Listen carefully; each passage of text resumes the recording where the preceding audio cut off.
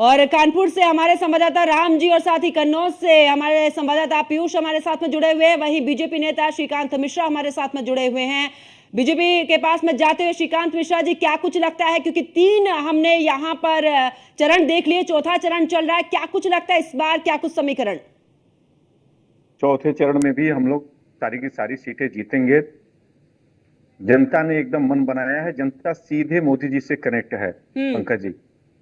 और अभी बस्ती लोकसभा में मैं हूँ, मैं भी घूम रहा हूँ, संपर्क में हूँ, बूथ अध्यक्षों से मिल रहा हूँ। आम पब्लिक, आज मैं आपको बताऊं, अभी मैं चर्चा भी कर रहा था, मैं जब आम पब्लिक में जा रहा है, बीच की खड़ी एकदम समाप्त है। ये अलग तरह का ही चुनाव है। यानी मतदाता जो है, जो हमारी पब्लिक है, आम जनता है, वो सीधे मोदी जी से कनेक्ट है।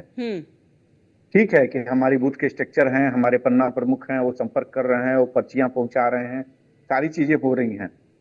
वो जो मोदी जी की चिट्ठी है वो मतदाताओं तक जा रही है, उन परिवारों तक लेके वो जा रहे हैं। लेकिन मतदाता सीधे के सीधे मोदी जी से कनेक्ट है, मोदी जी के गारंटी पोस्ट को विश्वास है, इसलिए कहीं कोई दिक्कत नहीं है। और मुझे विश्वास है कि उत्तर प्रदेश में हम लोग 80 की 80 लोकसभा जीतेंगे।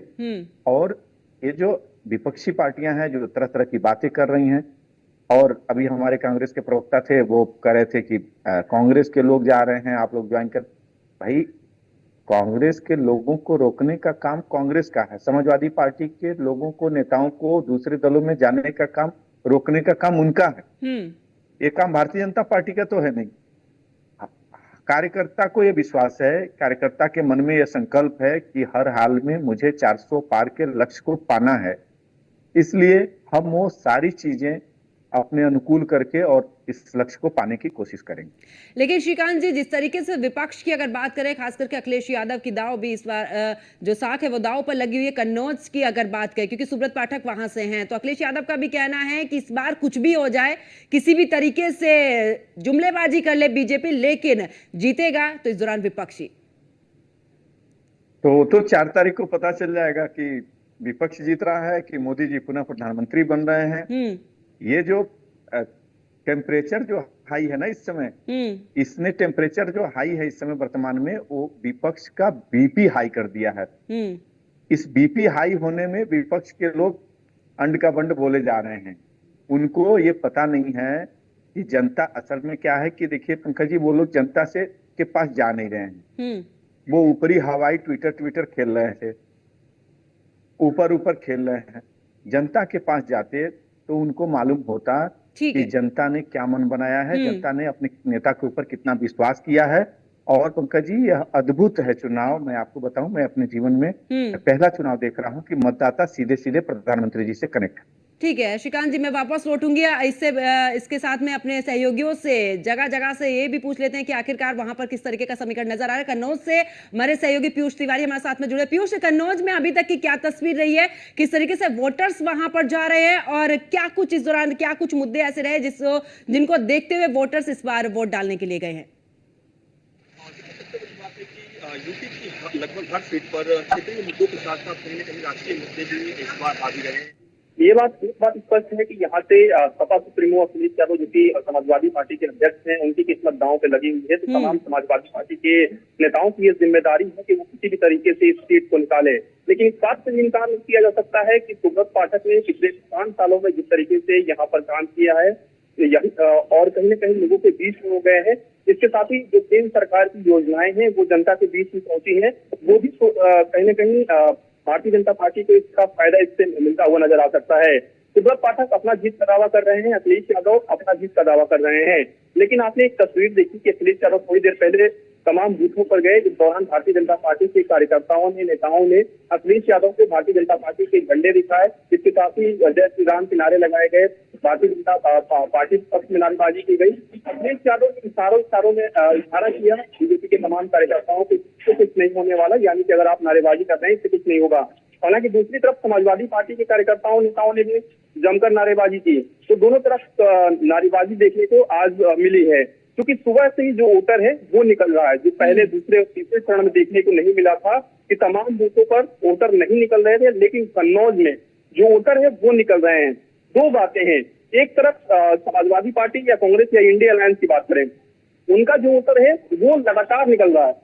दूसरी तरफ कई लोग यहाँ पे मानने वाले जो है जो यहाँ की राजनीति को समझते हैं, उनका मानना है कि बीजेपी ने जो दावा किया है कि अब की बार 400 पार, तो बीजेपी का जो वोटर है वो कॉन्फिडेंस में आ गया है कि हम अगर 400 पार आ ही रहे हैं तो हमारे एक वोट से क्या हो जाएगा। तो बीजेपी का जो वोटर है वो काफी कम संख्या में निकल रहा है वोट करने के लिए। तो निश्चित रूप से कांटे की लड़ाई यहाँ पर देखने को फिलहाल मिल रही है। अभी भी अखिलेश यादव तमाम बूथों पर जा रहे हैं, सुब्रत पाठक भी तमाम बूथों पर जा रहे हैं। सुबह में कुछ जगहों पर ईवीएम में खराबी की भी खबरें आई थी, हालांकि उसको बाद में ठीक कर लिया गया। लेकिन मतदान प्रतिशत की अगर हम बात करें तो 3 बजे तक के लिहाज से अभी बेहतर मतदान प्रतिशत है। 6 बजे तक का इंतजार करना होगा कि कितना मतदान प्रतिशत यहाँ पर हो रहा है। लेकिन एक बात स्पष्ट है कि कन्नौज की सीट पर कांटे की फाइट है, क्योंकि एक दौर में ये समाजवादी पार्टी का पूरी तरीके से गढ़ रहा और 2019 में कहीं ना कहीं किले को सुब्रत पाठक ने ढहा है। और अब की बार देखने वाली बात हुई क्या सुब्रत पाठक कन्नौज में फिर से जीत दर्ज करते हैं या नहीं करते हैं, क्योंकि 2019 में भी जीत का जो मार्जिन था वो बेहद ही कम था। ठीक है पीयूष, वापस लौटते हैं। रामजी शर्मा कानपुर से हमारे साथ में जुड़े हैं। राम जी, अगर कानपुर की बात करें तो क्या कुछ वहां की तस्वीर सामने आई है? बात करें तो कानपुर के जो वोटिंग प्रतिशत बड़ी बात करी, वोटिंग प्रतिशत यहाँ तक से सुबह 9 बजे था बहुत कम था, 11 16 12 से 3 बजे वोटिंग प्रतिशत कानपुर देखने को मिला है वो कहीं नहीं बढ़ा। 41% के समथिंग कानपुर नगर के प्रतिशत बढ़ा, तो 45% का जो मतदान है वो अकबरपुर लोकसभा में हो गया। तो दोनों ही जो लोकसभा है दोनों ही बीजेपी शासन पहले थी 2019 में। 2024 में माना जा रहा है कि दोनों ही जो प्रत्याशी है, चाहे इंडियन गठबंधन के प्रत्याशी बात करें नगर में आलोक मिश्रा और बीजेपी प्रत्याशी रमेश अवस्थी, दोनों में कांटे टक्कर मानी जा रही। तो इसी तरह राजाराम पाल जो पूर्व सांसद अकबरपुर लोकसभा से रहे हैं, सुबह समाज में सांसद देवेंद्र सिंह बोले हैं बीजेपी प्रत्याशी, तो दोनों में कांटे टक्कर मानी। तो जो वोटिंग प्रतिशत है जो शुरुआत से देखा कि वोटर घरों से बाहर नहीं निकल रहा है, तो इस वक्त अगर देखा तो वोटर जो है घरों से बाहर निकल रहा है। सुबह वोटर देखे दोपहर में थोड़ा कम हुआ, अब वोटर जो है लगातार निकल रहा है, मतदान जाकर मतदान कर रहा है। उनकी सिर्फ एक ही चीज है कि जो इस बार जो वोटर है, बात करें कानपुर में काफी साइलेंट वोटर था, वो घरों से निकला, अब वो वोट कर रहा है। उनके मुद्दे हैं कि जो सड़क है जो बढ़िया हो चाहिए, पानी मिलना चाहिए, इसके साथ ही वो जो रोजगार को लेकर के तो बढ़ना चाहिए। तो ऐसे में आप अगर कानपुर की बात करें तो वोटिंग प्रतिशत लगातार बढ़ रहा है। ऐसे में जो जाति समीकरण अगर देखा जाए कानपुर नगर लोकसभा की, तो जाति समीकरण ब्राह्मण वोट तो है, इसके साथ ही ओबीसी का भी अहम रोल रहता है किसी भी पक्ष को जिताने के लिए, किसी भी पार्टी प्रत्याशी को जिताने के लिए। तो कहीं ना कहीं इस बार ओबीसी को और ब्राह्मण वोट को साधने का काम जो है दोनों ही प्रत्याशियों ने किया था। लेकिन सबसे बड़ी बात यहाँ पर देखने को, जब रमेश अवस्थी को यहाँ का कानपुर नगर का प्रत्याशी बनाया गया था तो उस समय जो विरोध देखने को मिला, तो अंदर खाने की तरह देखने को मिली थी, उससे कहीं ना कहीं उनके जो चुनाव था उनके पक्ष को बाहर जाता। ऐसे में जो शीर्ष पार्टी के नेता तो वो कानपुर में आते हैं, कानपुर में रोड शो करते हैं, रमेश अवस्थी पर माहौल बनाने का काम करते हैं कि उनको बारे में कुछ राय सकते। लेकिन अब वोटर जो वोट कर रहा है उससे 4 बजे 5 बजे फिगर उतरेगा और कितना वोटिंग प्रतिशत बढ़ा है। तो उसके बाद जब वोटिंग प्रतिशत होगा उसके बाद 4 जून को साफ हो सकेगा कि आखिर जो कानपुर का वोटर है उसने कानपुर नगर की सीट में अकबरपुर सीट के लिए किसको कानपुर का सांसद बनाया, किसको अकबरपुर सांसद बनाया। तो फिलहाल जो वोटिंग प्रतिशत जो बिल्कुल डाउन चल रहा था वो एकदम से बढ़ा है, लोग घरों से बाहर निकलना है और मतलब ना स्थल तक पहुंच कर मतदान स्थल तक पहुंच कर वहां मतदान कर रहे हैं। बिल्कुल। और रामजी शर्मा अगर बात करें क्योंकि 2019 के वोट प्रतिशत की, क्योंकि 3 बजे तक का तो आ ही चुका है सामने वोट प्रतिशत, तो आखिरकार क्या इस बार परसेंटेज बढ़ेगा कि या फिर घटेगा? क्योंकि हमने पिछले 3 चरण भी देखे हैं, वोटिंग परसेंटेज थोड़ा घटा है। जी बिल्कुल, देखिए पहले चरण की बात कर रहे हैं, दूसरे चरण की बात करें तो वोटिंग प्रतिशत काफी गिरा हुआ था। तीसरे चरण में जो मतदान उसमें थोड़ा सा बढ़ा था। लेकिन अगर कानपुर की बात करें 2019 जो मतदान प्रतिशत था वो 57.8% था। लेकिन अभी 3 बजे जो कानपुर नगर प्रतिशत है वो 41.5 पहुंचा है। तो अभी भी वो काफी पिछड़ा हुआ है। लेकिन 3 घंटे के समय 3 घंटे में वोटिंग प्रतिशत कितना बढ़ सकता है वो तो 5 बजे का जो रिजल्ट आएगा तब समझ में आएगा, फिर 6 बजे आखिरी होगा। तो लेकिन सबसे बड़ी बात कानपुर में देखने को मिली, जो वोटर है वो साइलेंट है। और जो मुस्लिम नगर बाहुल क्षेत्र की बात है तो वहाँ पर लंबी लंबी लाइनों की कतारें देखने को मिली है, जहाँ पर लगातार लोग घरों से बाहर निकल रहे हैं, मतदान कर रहे हैं, एक अच्छी सरकार चुनना चाहते हैं जो देश बेहतर करे। इसके साथ ही जो उनकी मूलभूत समस्याएं हैं, चाहे वो राष्ट्रीय स्तर की हो, चाहे वो स्थानीय स्तर की हो, उन समस्याओं का समाधान हो, ऐसी सरकार चाहता है। तो फिलहाल अब देखा जाए तो चाहे मुस्लिम बाहुल क्षेत्र की बात करें, चाहे हिंदू बाहुल क्षेत्र की बात करें, तो जो वोटर है तो घरों से बाहर निकल रहा है, मतदान स्थल पहुंच करके मतदान कर रहा है। जी ठीक है रामजी शर्मा, वापस लौटेंगे। और श्रीकांत मिश्रा जी, क्योंकि जिस तरीके से वोटिंग परसेंटेज जब हमने पहले 3 चरण देखे इस दौरान गिरा है, उसको लेकर विपक्ष भी काफी गदगद नजर आया। ये कहा गया कि बीजेपी अब पूरे तरीके से बौखलाई हुई है, हार जो है वो सामने नजर आ रही है। हालांकि भले ही सामने नहीं बोल रहे हैं, लेकिन इस बार बौखलाहट पूरी नजर आने लगी है। और यही वजह है कि अब जिस तरीके से बीजेपी ने एक नई रणनीति के साथ में काम किया कि आगे बढ़ाना है कार्यकर्ताओं, किसी भी तरीके से वोटर्स को बाहर निकालना, तो ये थोड़ी बौखलाहट जो है विपक्ष की तरफ से कही गई है। पंकज जी, इसमें कोई बौखलाहट नहीं है। 14% जो कम हुआ है निश्चित रूप से चिंता का विषय है, और ये पूरे सभी पार्टियों के लिए और चुनाव आयोग के लिए भी चिंता का विषय है कि वोटिंग परसेंटेज कम हो रहा है या पोलिंग का परसेंटेज है जो कम है। विपक्ष ये क्यों मान के बैठा है कि जो पोलिंग परसेंटेज है वो उनके कार्यकर्ता नहीं है? उसमें तो अभी तो क्लियर तो है नहीं कि भाई किसके वोटर निकले, किसके वोटर नहीं निकले, किसी के कम किसी के ज्यादा निकले होंगे, ये तो परिणाम के ऊपर है। लेकिन जो उत्साहित हैं, जो जिनको जिस मतदाता के मन में मोदी जी के प्रति विश्वास है, अपने नेता के प्रति विश्वास है, वो तो घरों से निकल के वोट करने जाएगा ही। वो ये क्यों मान के बैठे हैं कि पोलिंग जो हुआ है वो परसेंटेज केवल उन्हीं का परसेंटेज है? और अगर बहुत गलतफहमी है तो 4 जून को रिजल्ट आएगा, उसमें उनको पता चल जाएगा। और अभी लंबे समय तक भारतीय जनता पार्टी सरकार में रहेगी। विपक्ष और मुझे लगता है कि क्षेत्रीय दल ये जो हसीन सपने मुंगेरी लाल के देख रहे हैं, ये मुंगेरी लाल के हसीन सपनों का अंत भी हो जाएगा। इसलिए वो कहीं जो ख्याली पुलाव बना रहे हैं कि पोलिंग परसेंटेज कम है तो उनको फायदा मिल रहा है, ऐसा कुछ भी नहीं है। वो सब उत्साहित मतदाता हैं जो वोट करने जा रहे हैं। ठीक है श्रीकांत जी, वापस लौटूंगी। उन्नाव से हमारे संवाददाता एसके वाजपेयी भी हमारे साथ में जुड़ चुके हैं। एसके, उन्नाव में अगर बात करें, उन्नाव की तस्वीर क्या कुछ, कितने प्रतिशत वोटिंग अभी तक हो पाई है और क्या कुछ रुख वहां का नजर आ रहा है? बिल्कुल निश्चित तौर पर, क्योंकि अगर हम देखें तो सुबह यहाँ पर लंबी लंबी लाइनें थी। हालांकि अभी इस समय भी यहाँ पर काफ़ी जो वोटर्स हैं वो निकलकर सामने आ रहे हैं, क्योंकि लगातार जो दूसरी शिफ्ट है अब वो शुरू हो रही है।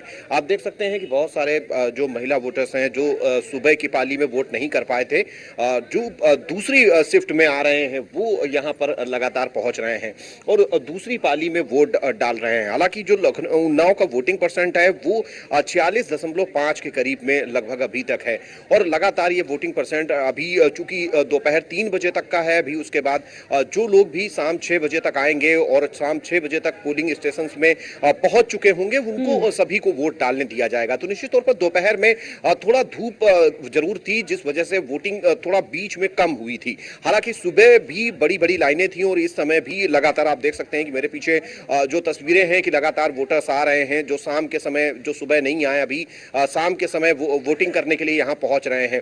हालांकि जो चीजें हैं वो जरूर थोड़ा सा कॉम्प्लिकेटेड दिखाई दे रही, कि मतदाता बहुत ज्यादा कुछ बोल नहीं रहे हैं, बहुत साइलेंट हम कहें कि वोटिंग हो रही है, और लगातार जो मतदाता हैं वो यहां पहुंच रहे हैं। विकास के लिए भी लोग कह रहे हैं, कुछ क्षेत्रीय जरूरतें हैं जिनके लिए लोग वोट कर रहे हैं, जैसा कि हमने कुछ युवाओं से भी बात की, कुछ महिलाओं से बात की, वो लगातार इस तरीके की चीजें कह रहे हैं। लेकिन जो वोटिंग परसेंट है अमूमन अगर हम 3 बजे तक देखेंगे तो संतोषजनक इसको हम कह सकते हैं। 2019 में अगर हम 3 बजे की वोटिंग को देखेंगे तो लगभग कुछ उसी के बराबर वोटिंग परसेंट अभी यहां पर दिखाई दे रहा है। हालांकि शाम 6 बजे तक का समय है और चूंकि अभी लगभग 1.5 घंटे का समय बाकी है, और जो लोग भी 6 बजे तक लाइन में लगे रहेंगे वो वोट डाल सकेंगे, उनको वोट डालने की मनाही नहीं होगी, चाहे जितनी देर भी वोटिंग करानी पड़े। हालांकि वो 6 बजे से पहले पोलिंग स्टेशन के अंदर आ चुके हों, जिसको लेकर प्रशासन भी पूरी तरीके से चौकन्ना है। और अभी यहाँ एक आधे अगर हम बूथों को छोड़ दें जहां 1-2 जगह कुछ लोगों की नाराजगी थी, जिस वजह से उन्होंने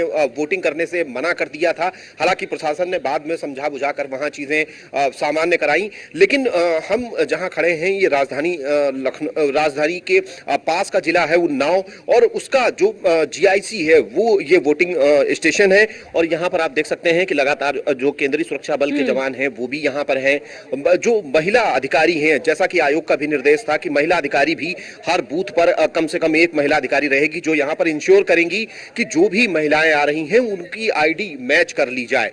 वो यहाँ पर मौजूद हैं। आप देख सकते हैं कि लगातार जो पुलिस के लोग हैं, जो केंद्रीय सुरक्षा बल हैं, वो यहाँ पर तैनात हैं और लगातार लोग यहाँ पर आ रहे हैं और अपने जो बूथ हैं उनको यहाँ से आइडेंटिफाई करा रहे हैं, क्योंकि उनके पास में पर्ची होती है लेकिन उनको ये नहीं पता होता है कि किस बूथ पर उनका वोट है।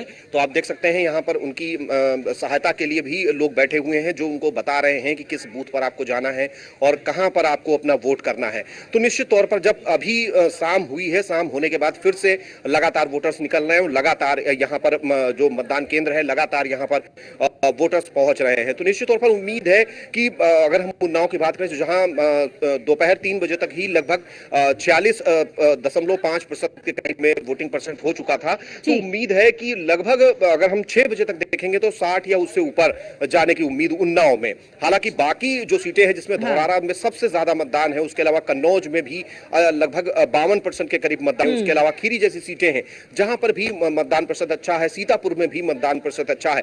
बाकी के जिलों की अगर हम बात करें, चूंकि 13 सीटों पर मतदान हो रहा है, तो बाकी पर भी लगभग एवरेज वोटिंग परसेंट चल रहा है। जो पहले, दूसरे और तीसरे चरण का वोटिंग ट्रेंड रहा है, खासतौर पर पहले और दूसरे चरण का, कुछ उससे जरूर चीजें बेहतर होती हुई दिखाई दे रही है। आपने देखा होगा कि पहले में बहुत ज्यादा कम था, 5%, 7% वोटिंग परसेंट हर सीट पर कम था 2019 और 2014 के मुकाबले में। लेकिन जैसे जैसे जब अब चुनाव चरण आगे बढ़ रहे हैं, मतलब 2 चरण के बाद तीसरा हुआ, उसमें इंक्रीमेंट हुआ है और जब अब चौथे चरण की वोटिंग आज हो रही है तो उसमें भी चीजें थोड़ा अच्छी दिखाई दे रही है। मतलब प्रशासन ने भी बहुत सारी कोशिशें की हैं कि लोग निकलें, वोट करें और साथ ही साथ जो पॉलिटिकल पार्टियां हैं वो भी लगातार अपील कर रही हैं कि आप वोट बिल्कुल, यानी कि इसकी अगर बात करें थोड़ा अच्छा परिणाम उन 3 चरणों से बेहतर नजर आ सकता है। इसके वापस लौटूंगी श्रीकांत मिश्रा जी, अगर बात करें, क्योंकि ये वो सीटें हैं जो कि बीजेपी ने यहां पर जीत हासिल की है 2019 में। एक बड़ा मुकाबला भले यहां पर नजर आ रहा, लेकिन विपक्ष जिस तरीके से इस बार पूरे जोर शोर से लगा हुआ है, उनका कहना है कि भले ही पश्चिमी उत्तर प्रदेश की बात की जाए, लेकिन यहां पर अब जो वोटर्स है वो पूरे तरीके से जान चुका है 2019 में अलग समीकरण था, अब का समीकरण जो है वो बीजेपी को बिल्कुल पूरे तरीके से इन सीटों पर जीतने नहीं देगा। खास करके अगर हम बात कन्नौज की करें, क्योंकि कन्नौज सीट को लेकर अखिलेश यादव ने भी कहा है कि अब वोटर्स जो है वो समझदार हो चुका है, तमाम वादे किए हैं लेकिन अब इन बातों में आने वाला नहीं है। बड़े ही कॉन्फिडेंस के साथ में अखिलेश यादव नजर आ रहे थे आज। हकीकत को झुठला रहे हैं, जमीनी हकीकत को अखिलेश यादव जी झुठला रहे हैं। अब उनके पास कहने को कुछ बचा नहीं है, करने का समय था तो किया नहीं, और जब मोदी जी ने किया है, जनता को विश्वास है, तो अब उन चीजों से वो मुख मोड़ने की कोशिश कर रहे हैं और खिसियानी बिल्ली वाली हाल है उनकी। वो जनता के कंधे पर रख के बंदूक चला रहे हैं। ठीक है, लेकिन श्रीकांत जी, चाहते यहाँ पर तो ये भी कहा जा रहा है मंगलसूत्र, ये तमाम मुद्दे लेकर आ रहे हैं, जनता को मुद्दों से भटकाया जा रहा है। जब बात बेरोजगारी की, महंगाई की, तमाम मुद्दों को विपक्ष उठाता है तो इस दौरान नहीं बोला जाता है। ये आरोप भी लग रहा है। जो बातें वो कर रहे हैं, हम उनकी बातों के ही जवाब में अपनी बात कह रहे हैं। जब लोकसभा चुनाव की शुरुआत हुई थी तो गांव-गांव चौपाल का कार्यक्रम हुआ था, लाभार्थियों का सम्मेलन हम कर रहे हैं, किसानों का सम्मेलन हो रहा है, युवाओं का सम्मेलन हो रहा है, महिलाओं का सम्मेलन हो रहा है, और उसमें जो लाभार्थी हैं, आप देखेंगे, आप भी जब सर्वे किया होगा आप लोगों ने, तो आप लोगों ने देखा होगा, आपकी आवास है, आयुष्मान कार्ड है, उज्ज्वला गैस की बात पुरानी हो गई, इसके अलावा विश्वकर्मा योजना है, जिसमें जो छोटे छोटे हमारे कामगार लोग थे उनको जो उसमें लाभ मिला है, मछुआरा समुदाय है उसको जो सब्सिडी मिली है, वो आज अपने पक्की टैंक बना के जो अपने मत्स्य उत्पादन में लगा हुआ है। ऐसी तमाम सारी योजनाएं हैं जिसका लाभ जनता और जो लोग करना चाहते हैं, उद्यमी लोग, उसको कर रहे हैं। ठीक है ये बात जो उनके पास बताने के लिए कुछ नहीं है, अखिलेश जी के पास सिर्फ और सिर्फ फ्रस्ट्रेशन बचा है और कुछ है नहीं। ठीक है, कन्नौज से हमारे सहयोगी पीयूष तिवारी। पीयूष, अगर बात करें, क्योंकि जिस तरीके श्रीकांत जी बोल रहे हैं कि Kannauj seat high profile seat है, लेकिन कुछ नहीं होने वाला है। सुब्रत पाठक जी वहां से हैं, जीतेंगे, पूरे तरीके से आश्वस्त नजर आ रहे हैं। आखिरकार वहां पर मुद्दों की बात करें पीयूष, तो ऐसे कौन से मुद्दे रहे हैं जिनको लेकर जनता वोट करने के लिए आई है? क्योंकि तमाम मुद्दे विपक्ष ने ने भी उठाए, अखिलेश यादव वहां पर हैं, प्रत्याशी हैं, और उन्होंने भी तो इतने मुद्दे उठाए हैं कि जो काम समाजवादी पार्टी के समय में हुआ था वो हुआ था, उसके बाद में कुछ भी नहीं हुआ है।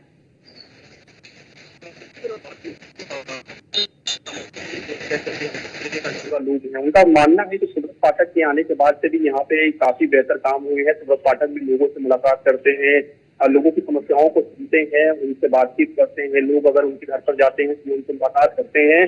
तो पिछले 5 सालों में एक बेहतर माहौल सुब्रत पाठक ने अपने आप के लिए जरूर बनाया है। इसके साथ ही न सिर्फ सुब्रत पाठक की वजह से सुब्रत पाठक को लोग वोट देंगे, बल्कि जो राष्ट्रीय मुद्दा है, चाहे 3 तलाक के मुद्दे की बात करें, मुफ्त राशन की बात करें, किसान सम्मान निधि की बात करें, ये जो राष्ट्रीय मुद्दे हैं वो न सिर्फ कन्नौज में बल्कि देश भर में छाए हुए हैं। तो कई जगहों पर आपने देखा कि प्रत्याशी की इतर लोग प्रधानमंत्री को वोट देना चाहते हैं, यानी कि प्रत्याशी ठीक है। मोदी के नाम। हाँ, यानी कि कुल मिलाकर मुद्दों को लेकर इस बार जनता काफी जागरूक नजर आ रही है। रामजी शर्मा और पीयूष तिवारी, बीजेपी नेता श्रीकांत मिश्रा जी और उन्नाव से हमारे सहयोगी एसके वाजपेयी, आप सभी हमारे साथ में जुड़े, आप सभी का बहुत बहुत शुक्रिया। तो आखिरकार अगर बात करें तो चौथे चरण का जो रण है वो लगातार जारी है। ऐसे में अगर बात की जाए तो मतदाता घरों से बाहर निकल रहे हैं और इस दौरान अपने मत का इस्तेमाल भी कर रहे हैं। मेरे साथ इस बुलेटिन में फिलहाल इतना ही। आप देख रहे हैं न्यूज़ 1 इंडिया। नमस्कार।